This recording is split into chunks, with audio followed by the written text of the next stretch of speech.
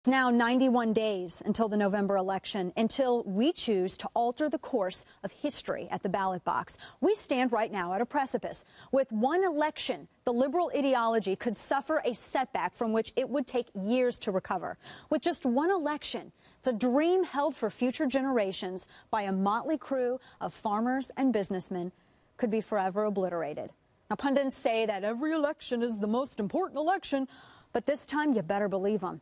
On August 1st, while everyone focused on whether or not Michael Phelps would beat Ryan Lochte or whether Michaela Maroney would earn a perfect score on the vault, the birth control mandate kicked into effect. Religious liberty was legislated out of existence without public outcry. American business owners are now responsible for the results which stem from sexual decisions made by supposedly independent women.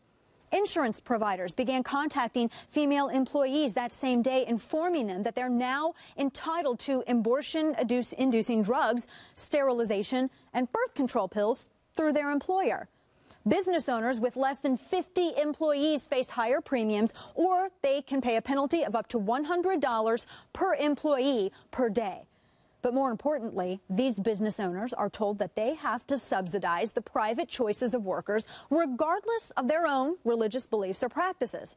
Churches and other religious institutions are barely allowed exemption, but as for everybody else, abide or pay. That's what the administration considers a compromise. That compromise is a complete violation of the First Amendment. Owning a business doesn't mean a forfeiture of your First Amendment rights. Your neighbor can't demand that you pay for her abortion-inducing drugs, so neither should owning a business make such a demand permissible. This is about the free practice of religion. Christians don't simply turn off their faith when they leave their house. It's not formal wear that they slip off the hanger only for Sundays. It's a lifelong, everyday, 24/7 practice. It's discrimination if you force an employee to violate their religious beliefs. So what right does an employee have to force their employer to violate theirs? Where is the protection for the job creators? This persecution of your religious right happened on August 1st, and it should have made headlines, but it didn't. And you see, back during the days of the suffrage movement, feminist founders like Susan B. Anthony and Elizabeth Cady Stanton, both of whom were pro-life, by the way, marched in the street against government involvement. They wanted the equal right to vote. Give us the same rights as men so that we may be equal. These women marched for freedom from government, freedom from Uncle Sam's intrusion into their lives, freedom to have the same voice as men selecting their government, freedom to earn a wage, and the freedom to keep it. Today's feminists, they march for slavery under government. It is a remarkable 180. I'm sure the original feminists would have a lot to say about a generation of women who take to the streets to petition the government to force their neighbor to buy their birth control pills because they can't stop having the sex. In return, they cede to the government, a little bit of liberty and self-respect. I would liken it to the world's oldest trade, but I think that would be an insult to the ladies of the night. Today's women claim that they are fighting for the same rights as men, but in reality, they're waging a battle for more rights than men. For what reason should the collective conscience and faith of business-owning Americans be forever compromised? Because the woman in the cubicle next to you can't get up on her own two legs and walk on down to the Target or Walmart to purchase her own birth control for, by the way, as low as $9 per month. Walmart, the only place where you can buy a 6-foot inflatable lawn Santa, have your tires rotated, buy a dozen eggs, buy some ammo, get your eyeglasses fixed, and pick up some inexpensive birth control. God bless America. By the way, these are the same women who defend the recent words and actions of Senator Tom Harkin and Mayor Michael Bloomberg. Mayor Bloomberg is teaming up with the New York City Department of Health to launch Latch On New York City. It's a program aimed, not kidding, at busting up into new mothers' recovery rooms and badgering these new mothers if they choose to formula feed their newborns rather than breastfeed. Hospitals who opt in will treat formula just like it's prescription medication, and they'll keep it under lock and key. Hospitals will have to give medical reasons for dispensing bottles, and mothers who choose not to breastfeed A member of the hospital staff will aggravate them as they recover from childbirth and try to bond with their newborn, demanding to know why they choose not to nurse. Wait, according to Democrats, abortion is healthier for babies than formula? Just like Obamacare, government knows best, right? Now, days later, Senator Harkin explained to members of the press that women need the birth control mandate because, and get this, they struggle with their menses. Listen. There are many women who take birth control pills, for example, because they have terrible menstrual cramps once a month. Some of them almost incapacitated, can't work. I know of young women myself who, because of this, are able to work and be productive. And it's prescribed by their doctor. I told you I wasn't kidding. Without going all TMI on you, as somebody who fought endometriosis as a young adult, birth control pills are just one of the many ways to deal with such monthly incapacities. Harkin's attempt to use women as checkers pieces to argue for limited religious rights under the First Amendment shows you the full scope of Democrat sexism. Thank heavens we have old men like Harkin and Bloomberg to teach us silly women about our bodies. What happened to my body, my choice?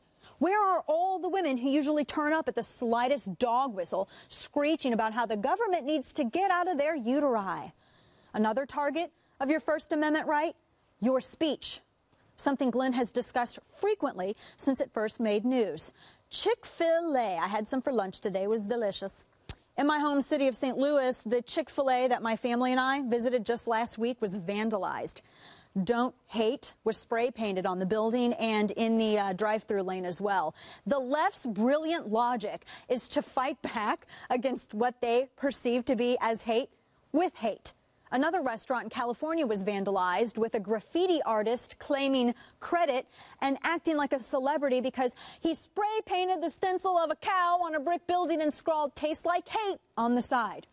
The kiss-in protests, scheduled for this past Friday at restaurants across the country, were unsuccessful. Shocking. And barely anybody participated. There was a media blackout of the hundreds of thousands who turned out in support of Kathy's speech, but according to eyewitnesses at one Midwestern Chick-fil-A, 3 different network news trucks showed up to cover two protesters. I don't get that, by the way, the demand by the militant gay and lesbian faction to not judge them by their sexual proclivities, but then they demand that you pay attention to their protests done with said sexual proclivities. They claim that Chick-fil-A supported Ugandan gay killing via the Family Research Council, which a 2010 CBS report debunked after a 2-second Google search. You want to know the biggest irony in all of this? All of those who protested at the Chick-fil-A's, the thugs who chose to protest a perceived hate with hate and spray paint, they all had to put gas in their cars and drive to their locations, right? They didn't just magically teleport, correct? Where did their gas come from? Likely an OPEC country. Who are some of those OPEC countries? Saudi Arabia, Angola, Nigeria, the United Arab Emirates, Iraq. There's a lot more. What is the law on homosexuality in countries such as these? Capital punishment. Gays are put to death. Great job protesting Dan Cathy for his free speech while buying gas from countries that would kill you in a heartbeat. Sans trial simply for existing. All of this because Dan Cathy simply said he did not support same-sex marriage. It's bigotry against the Christian faith under the guise of equality.